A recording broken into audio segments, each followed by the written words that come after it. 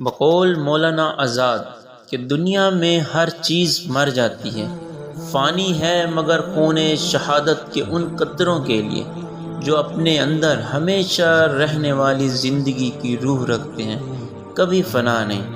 پھر ایسے خون شہادت کا کیا مرتبہ کہ جس میں لڑنے والوں نے صرف اللہ تعالیٰ کی رضا و خوشنودی کو اپنا مرکز عمل سمجھا۔ دنیا کی تاریخ میں لڑائیوں اور جنگوں سے بھری پڑی ہے، لیکن وہ جنگ جس کا مدعانہ جہانگیری ہو، نہ اقتدار کا شوق، نہ مال غنیمت جمع کرنے کا لالچ، بلکہ صرف اور صرف اللہ کی رضا کے لیے ہو، یہ بڑے دل گروہ چاہتی ہے۔ اب تمام غزوات اٹھا کر دیکھ لیں، آپ کو ان دو میں چیزیں قدر مشترک نظر آئیں گی۔ اول جہاد فی سبیل اللہ، دوم اپنی مدافعت۔ اسلام کی پہلی جنگ بدر بھی مسلمانوں نے اپنی مدافعت میں مشرکین مکہ سے لڑا۔ 17 رمضان المبارک سن 2 ہجری جمعہ کے دن کفار مکہ اور اہل ایمان کے درمیان بدر کے مقام پر معرکہ ہوا۔ یہ ایک گاؤں کا نام تھا جہاں ہر سال میلہ لگتا تھا۔ یہ مقام شام سے مدینہ جانے کے دشوار راستے سے ہو کر گزرتا ہے۔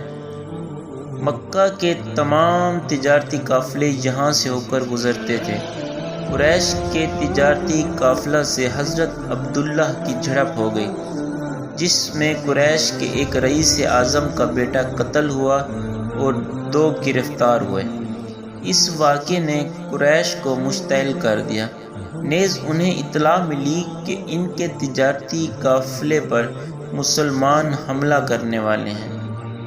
ادھر جب حضور اکرم صلی اللہ علیہ وآلہ وسلم کو ان سب باتوں کا پتہ چلا تو انہیں بہت افسوس ہوا۔ انہوں نے اس کا خون بہا ادا کر دیا اور قیدیوں کو رہا کر دیا، مگر قریش جو کہ مسلمانوں کی ہجرت اور ان کی بڑھتی ہوئی تعداد سے سخت خائف تھے اور موقع کی تلاش میں تھے کہ کسی طرح ان کو شدید نقصان پہنچایا جا سکے، وہ اس سنہری موقع کو ہاتھ سے کیسے جانے دیتے۔ کفار قریش کو بدر کے مقام پر پہنچ کر معلوم ہوا کہ تجارتی قافلہ بحفاظت مکہ پہنچ چکا ہے، تو کئی سرداروں نے مشورہ دیا کہ اب لڑنا ضروری نہیں، لیکن ابو جہل نہ مانا اور فوج آگے بڑھی۔ قریش کیونکہ پہلے پہنچ گئے تھے، اس لیے انہوں نے مناسب جگہوں پر قبضہ کر لیا، اور دوسری طرف مسلمانوں کی سائیڈ پہ کوئی چشمہ اور کنواں نہ تھا۔ زمین اتنی ریتلی تھی کہ اونٹوں کے پاؤں بھی ان میں دھنس دھنس جاتے تھے۔ اس کے بعد بارش ہوئی جس سے گرد جم گئی۔ مسلمانوں نے جا بجا پانی روک کر چھوٹے چھوٹے تالاب بنائے تاکہ وضو اور غسل کے کام آ سکے۔ اس جنگ میں مسلمانوں کی تعداد مشرکین کے مقابلے میں انتہائی قلیل تھی، جو کہ 1000 تھی۔ 300 گھوڑے، 700 اونٹ تھے، جبکہ مسلمانوں کی تعداد 313 تھی۔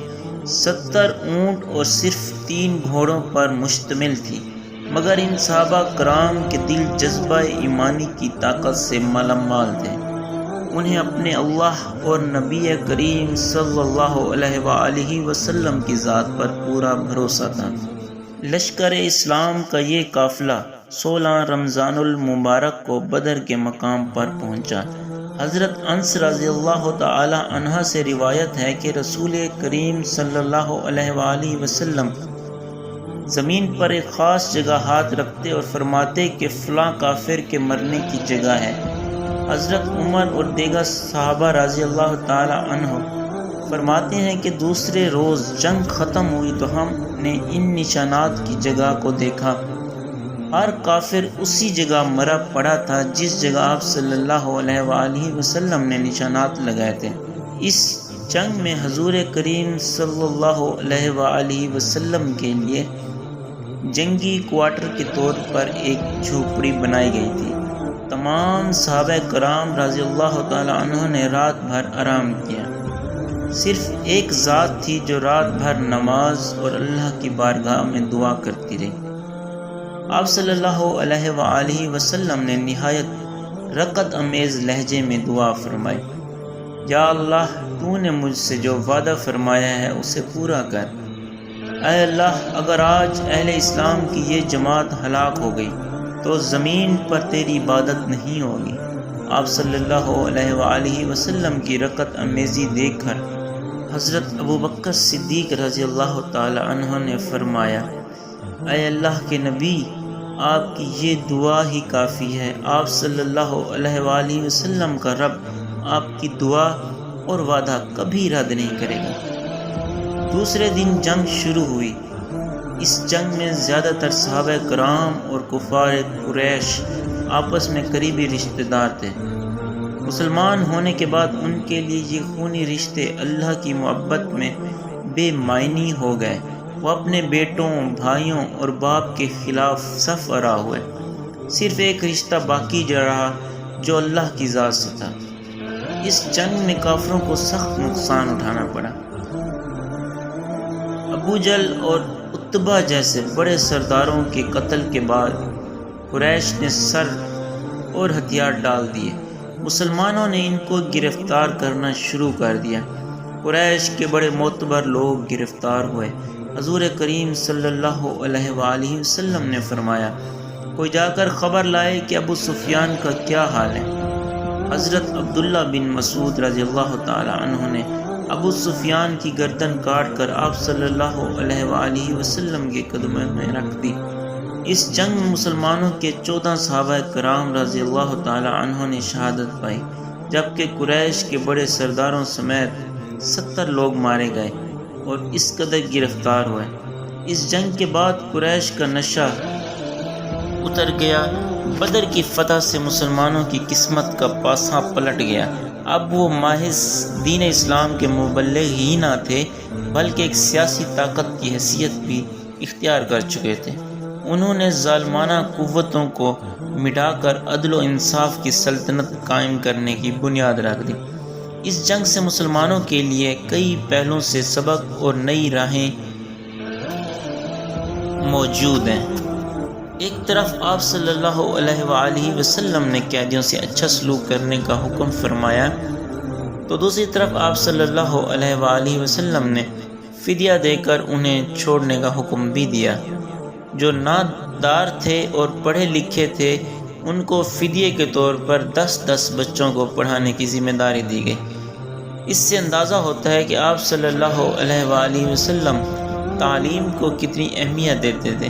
اس موقع میں 2 صحابہ کرام جنگ کے لیے آ رہے تھے تو قریش نے ان کو اس وعدے پر جانے دیا کہ وہ مسلمانوں کے ساتھ مل کر جنگ نہیں کریں گے۔ انہوں نے یہ بات حضور کریم صلی اللہ علیہ وآلہ وسلم کو بتائی۔ آپ نے افرادی قوت کی کمی ہونے کے باوجود انہیں جنگ میں حصہ لینے سے روک دیا۔ اس سے آپ صلی اللہ علیہ وآلہ وسلم کے وعدے اور اپنی بات پر قائم رہنے کی اہمیت کا اندازہ ہوتا ہے۔ آج اگر ہم تھوڑی دیر کو یہ سوچیں کہ اس زمانے میں 17 رمضان کو مسلمان کس قدر مشکلات کا شکار تھے، نہ کھانے کو کچھ تھا، نہ پہننے کو ڈھنگ کا کپڑا، نہ رہنے کو مکان، نہ زندگی گزارنے کے لیے تحفظ کا کوئی سائبان تھا، ہر طرف دشمن ان کی طاق میں تھے کہ کسی طرح ان کو نیست و نابود کر دیا جائے۔ ان حالات میں انہوں نے محض اپنے جذبہ ایمانی کی بنیاد پر اتنی بڑی فوج سے یہ جنگ لڑی اور فتح حاصل کی۔ ہم بھی تو اسی دین کے پیروکار ہیں، اسی اللہ کو ماننے والے ہیں، پھر کیوں ہم اس قدر بڑی تعداد میں ہونے کے باوجود اتنے بے بس اور ذلیل و خوار ہیں؟ اس بارے میں سب کو سوچنے کی ضرورت ہے۔ اپنی اصلاح کی ضرورت ہے کہ یہ محض ایک تاریخی واقعہ ہی نہیں جس میں مسلمانوں نے اپنا خون بہا کر فتح حاصل کی، بلکہ ہم سب کے لیے ایک پیغام بھی ہے۔ واضح قوم کی وہ پختہ خیالی نہ رہی، برق طبی نہ رہی، شعلہ مکالی نہ رہی، رہ گئی رسم آذاں، روح بلالی نہ رہی، فلسفہ رہ گیا، تلقین غزالی نہ رہی، مسجدیں مرثیہ خواہیں کہ نمازی نہ رہے، یعنی وہ صاحب اوصاف حجازی نہ رہے۔ شور ہے ہو گئے دنیا سے مسلمان آبود، ہم یہ کہتے تھے کہ ہیں بھی کہیں مسلم موجود۔